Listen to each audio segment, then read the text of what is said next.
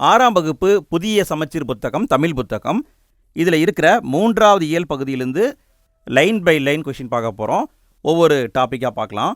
இதில் முதல்ல கொடுக்கப்பட்டிருக்கிறது அறிவியல் ஆத்திச்சூடி அப்படிங்கிற தலைப்பில் ஒரு பாட்டை கொடுத்துருப்பாங்க.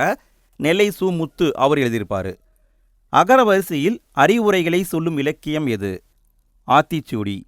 சங்க காலத்தில் ஆத்திச்சூடியை பாடியவர் யார்? ஔவையார். புதிய ஆத்திச்சூடியை பாடியவர் யார்? பாரதியார். அறிவியல் ஆத்திச்சூடியை பாடியவர் யார்? நெல்லை சு. முத்து. தம்மை ஒத்த அலைநீளத்தில் சிந்திப்பவர் என்று நெல்லை சு. முத்துவை பாராட்டியவர் யார்? அப்துல் கலாம். நெல்லை சு. முத்து பணியாற்றிய விண்வெளி மையங்கள் என்னென்ன? மொத்தம் 3 விண்வெளி மையத்தில் வேலை பார்த்துருக்காரு. விக்ரம் சாராபாய் விண்வெளி மையம், சதீஷ் தவான் விண்வெளி மையம், இந்திய விண்வெளி மையம். நெல்லை சு. முத்து எழுதிய நூல்கள் எத்தனை? 80க்கும் மேற்பட்ட நூல்கள் எழுதியிருக்காரு. ஔடதம் என்ற சொல்லின் பொருள் என்ன? மருந்து. அடுத்து நாம் பார்க்க போகிறது அறிவியலால் ஆள்வோம் அப்படிங்கிற தலைப்பில் ஒரு பாட்டு கொடுத்துருப்பாங்க. அந்த பாட்டில் படிக்க வேண்டிய கண்டென்ட் எதுவும் கிடையாது. பாக்ஸ் கண்டென்ட்டாக ஒன்று கொடுத்துருப்பாங்க, அதை மட்டும் பார்த்துக்கோங்க. வானை அளப்போம், கடல் மீனை அளப்போம், சந்திர மண்டலத்தியல் கண்டு திரிவோம் என்று பாடியவர் யார்? பாரதியார். அடுத்து நம்ம பார்க்க போகிறது கணியனின் நண்பன். ரோபோவை பற்றி ஒரு பாடம் இருக்கும். ரோபோ என்ற சொல்லை முதலில் பயன்படுத்தியவர் யார்? காரல் கபேக். காரல் கபேக் எந்த நாட்டைச் சார்ந்தவர்? செக் நாட்டை சார்ந்தவர். காரல் கபேக் ரோபோ என்ற சொல்லை பயன்படுத்திய ஆண்டு 1920 ஒரு நாடகம் எழுதியிருப்பார். அதில் தான் பயன்படுத்தியிருப்பார். ரோபோ என்ற சொல்லின் பொருள் என்ன? அடிமை. தானியங்கி இயந்திரம் மனிதர் போல தோற்றத்தில் இல்லாமல் இருக்கலாம், ஆனால் மனிதர்களைப் போல செயல்களை நிறைவேற்றும் என்று விளக்கம் கூறும் கலைக்களஞ்சியம் எது? பிரிட்டானிக்கா கலைக்களஞ்சியம்.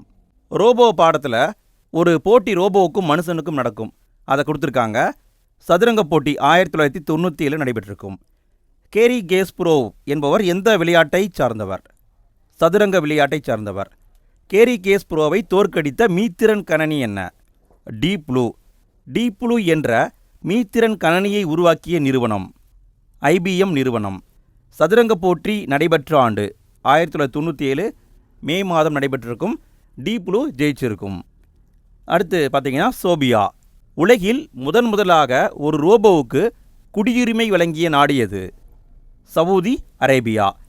உலகில் முதல் குடியுரிமை பெற்ற ரோபோ எது? சோபியா. புதுமைகளின் வெற்றியாளர் என்ற பட்டத்தை சோபியாவுக்கு வழங்கியவர் யார்? ஐக்கிய நாடுகள் சபை.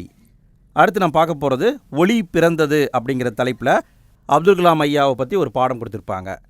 வானில் பறக்க வேண்டும் என்ற குறிக்கோள் அப்துல் கலாமிற்கு ஏற்பட்ட வயது 10 வயது. தமிழில் அப்துல் கலாமிற்கு பிடித்த நூல் திருக்குறள். அப்துல் கலாமிற்கு வாழ்க்கைக்கு வலு சேர்த்த குறள் எது? அறிவு அற்றம் காக்கும் கருவி, செருவார்க்கும் உள்ளளிக்கல் ஆகாரன். இந்த திருக்குறள் அவருக்கு வாழ்க்கைக்கு வலு சேர்த்திருக்கும். அறிவு, தன்னம்பிக்கை, மகிழ்ச்சி, இந்த 3ம் அப்துல் கலாமிற்கு உருவாக காரணமான நூல். விளக்குகள் பல தந்த ஒளி. விளக்குகள் பல தந்த ஒளி என்ற நூலின் ஆசிரியர் யார்? Lillian Watson. போலியோவால் பாதிக்கப்பட்டவர்களுக்கு அப்துல் கலாம் உருவாக்கிய செயற்கைக்காலின் எடை என்ன? 300 கிராம் கார்பன் நிலையை பயன்படுத்தி உருவாக்கியிருப்பார். பாதுகாப்புத் துறையில் சிறந்த ஏவுகணைகள் என்னென்ன? அக்னி, பிருத்வி. இந்தியா எத்தனை கிலோ எடையுள்ள ஆளில்லாத செயற்கைக்கோளை நிலவுக்கு அனுப்பியுள்ளது? 525 கிலோ. உலகின் முதல் விஞ்ஞானியாக அப்துல் கலாம் கருதுவது யாரை? குழந்தைகளை சொல்கிறாரு. வாழ்வில் வெற்றி பெற அறிவை வளர்க்கும் அனைவரின் பேச்சையும் கவனியுங்கள் என்றவர் யார்? அப்துல் கலாம். அடுத்து நம்ம பார்க்க போகிறது இலக்கணம். மொழிக்கு முதல்ல வரக்கூடிய எழுத்துக்கள், இறுதியில் வரக்கூடிய எழுத்துக்களை பார்க்க போகிறோம். மொழி அப்படின்னா சொல் என்ற பொருளும் உண்டு. நீங்கள் என்ன பண்ணுங்கன்னா, மொழி அப்படிங்கிறத சொல் அப்படின்னு வச்சுக்கோங்க. சொல்லுக்கு முதல்ல வரக்கூடிய எழுத்துக்கள் என்னென்ன, இடையில் வரக்கூடிய எழுத்துக்கள் என்னென்ன, கடைசியில் வரக்கூடிய எழுத்துக்கள் என்னென்ன, இதை பார்க்கலாம். முதல்ல மொழிக்கு முதல்ல வரக்கூடிய எழுத்துக்களை பார்த்துடலாம். எது வராதுன்னு ஃபஸ்ட்டு தெரிஞ்சுக்கோங்க. மொழிக்கு முதலில் வராத எழுத்துக்கள் மெய் எழுத்து 18 வராது. இக்கு இதில் ஆரம்பித்து கடைசியாக இன்னில் முடியக்கூடிய 18 எழுத்துக்களும் எந்த சொல்லுக்கு முதல்லையும் வராது. ஆயுத எழுத்தும் வராது. உயிரெழுத்துக்கள் வரும். உயிரெழுத்து 12 எழுத்து. ஆவில் ஆரம்பித்து வரைக்கும் இருக்கிற 12 எழுத்துக்களும் வரும். அடுத்து உயிர்மெய் எழுத்து. உயிர்மெய் எழுத்தில் எது வராதுன்னு பார்த்துக்கோங்க. 8 வரிசை வராது. உயிர் கிடையாது, உயிர்மெய் எழுத்து. உயிர்மெய் எழுத்தில் 8 வரிசை எழுத்துக்கள் வராது. டா வரிசை, நா வரிசை, இந்த ரா, லா, லா, லா, ரா, நா, இந்த 8 வரிசையில் ஒன்று கூட சொல்லுக்கு முதல்ல வராது. மீதம் இருப்பதும் வரும், அதுவும் குறிப்பாக கம்மியாக தான் வரும். மீதம் இருக்கிறதுல கா, சா, தா, பா, நா, மா, இந்த 6 வரிசையில் எல்லா எழுத்துக்களுமே சொல்லுக்கு முதல்ல வரும். கா, ஞா, யா, பா, இந்த 4 வரிசையில் சில இடங்களில் மட்டும்தான் வரும். அதுவும் குறிப்பாக இந்த யா வரிசையில் ஒன்றே ஒன்று மட்டும்தான் வரும். அங்கனம், இங்கனம், இந்த மாதிரி ஒன்றே ஒன்று மட்டும்தான் வரும். அடுத்து ஞா வரிசை. ஞா வரிசையில் 4 வருங்க. அடுத்து யா வரிசை. யா வரிசையில் 6 வரும்.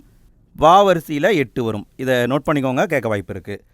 சொல்லுக்கு முதல்ல வரக்கூடிய எழுத்துக்கள், வராத எழுத்துக்களை பார்த்துட்டோம். அடுத்தது சொல்லுக்கு இறுதியில் வரக்கூடிய எழுத்துக்களை பார்க்க போகிறோம். சொல்லுக்கு இறுதியில் வராத எழுத்துக்கள் என்னென்னு பாருங்கள். உயிரெழுத்து 12ம் வராது, ஆனால் சில இடங்களில் மட்டும்தான் வரும். அளபடைன்னு ஒன்று இருக்குது. அந்த அளபடை வரக்கூடிய இடத்துல மட்டும்தான் உயிரெழுத்து வரும். ஆயுத எழுத்து சொல்லுக்கு இறுதியில் வராது. அடுத்து மெய் எழுத்துக்களை பொறுத்த வரைக்கும் 11 எழுத்துக்கள் வரும். 11 வரிசை வரும், மீதம் இருக்கிறது வராது. இந்த இஞ்சு, இன்னு, இந்து, இம், இதெல்லாம் பார்த்தீங்கன்னா சொல்லுக்கு இறுதியில் வரக்கூடிய எழுத்துக்கள் வரும். அடுத்தது உயிர்மெய் எழுத்து வரிசையில் ngா வரிசை சொல்லுக்கு இறுதியில் வராது. அதே மாதிரி எகர வரிசையில் கே முதல் நே வரைக்கும் வரவே வராது. எகர வரிசையில் 1 கூட வராது. நோட் பண்ணிக்கோங்க, எகர வரிசையில் 1 கூட வராது. ஒகர வரிசையில் ஒரே ஒரு எழுத்து மட்டும்தான் வரும். நோ, இது மட்டும்தான் வரும், வேறு எதுவுமே வராது. அடுத்து நான் பார்க்க போகிறது சொல்லுக்கு இடையில் வரும் எழுத்துக்கள். சொல்லுக்கு இடையில் மெய் எழுத்து 18ம் வரும், ஆயுத எழுத்து வரும், உயிரெழுத்து 12ம் வரும். அளபடையில் மட்டும் வரும். சரிங்களா, அளபடையில் மட்டும் வரும். அடுத்து நான் பார்க்க போகிறது ராமன் விளைவு. Sir CV. ராமன் மத்திய தரைக்கடல் பகுதி வழியாக இங்கிலாந்துக்கு சென்ற ஆண்டு 1921. ராமன் விளைவு கண்டறியப்பட்ட ஆண்டு எது? 1928 பிப்ரவரி 28. தேசிய அறிவியல் தினம் என்று கொண்டாடப்படுகிறது? பிப்ரவரி 28. இறுதியாக நம்ம பார்க்க போகிறது கலைச்சொற்களை பொறுத்துக. ஃப்ரெண்ட்ஸ், இதே மாதிரி நம்ம மற்ற பாடங்களுக்கும் வீடியோ போட்டிருக்கோம். முதல் இயல், 2வது இயலுக்கும் வீடியோ போட்டிருக்கோம். அதுக்கான லிங்க்கு ஃபஸ்ட்டு கமெண்ட்டில் இருக்குது, எண்டு ஸ்க்ரீன்லேயும் இருக்குது.